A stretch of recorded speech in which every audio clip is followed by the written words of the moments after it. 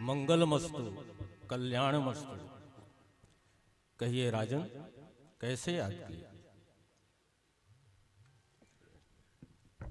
Palmer जीव जब किसी विपत्ति में फंसता है तभी तो संत और गुरुओं की कृपा का आश्रय लेता है, तभी तो उनके कृपा में द्वार की प्रति श्रद्धा जगती है। तो मैं भी कुछ इन्हीं परिस्थितियों से घिरा हूँ। तो श्री चरण को भी शायद ज्ञात ही होगा कि मिथिला में कई वर्षों से अवर्षण हो रहा है। इस अवर्षण की स्थिति से जलाभाव के में न तो कृषि सिंचन होता है, न कृषि का उत्पादन होता है, और न ही पेय व्यवस्था सुलझ पा रही है। तो राज्य में अन्न और जल की महान अभाव दिखता है। इससे कैसे उबरा जाए, इस उपाय का संज्ञान हेतु श्री चरणों को कष्ट दिया गया है। जैसी आज्ञा हो तदनुसार उपाय किए जाएं। राजन, आप दुखी ना हो।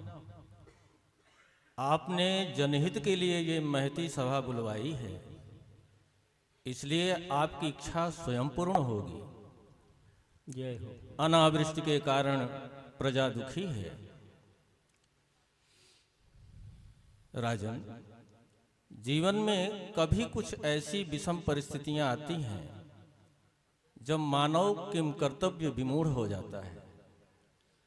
ऐसी विषम परिस्थितियों में शास्त्रों का ही अवलोकन करना चाहिए।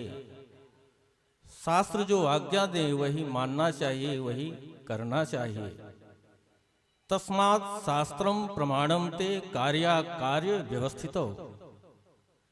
शास्त्रों में कहा गया है कि अन्नाद भवन्ति भूतानि पर्जन्यादन्न संभवः, यज्ञाद भवति पर्जन्यो यज्ञः कर्म समुद्भवः। संसार के प्रत्येक प्राणी अन्न पर आश्रित हैं और अन्न वर्षा पर निर्भर है, और वर्षा यज्ञ से ही संभव है। यज्ञ से ही मेघों की उत्पत्ति होती है और मेघों से ही जल की वृष्टि होती है। अतः राजन, आप पर्जन्येष्ठ यज्ञ करें।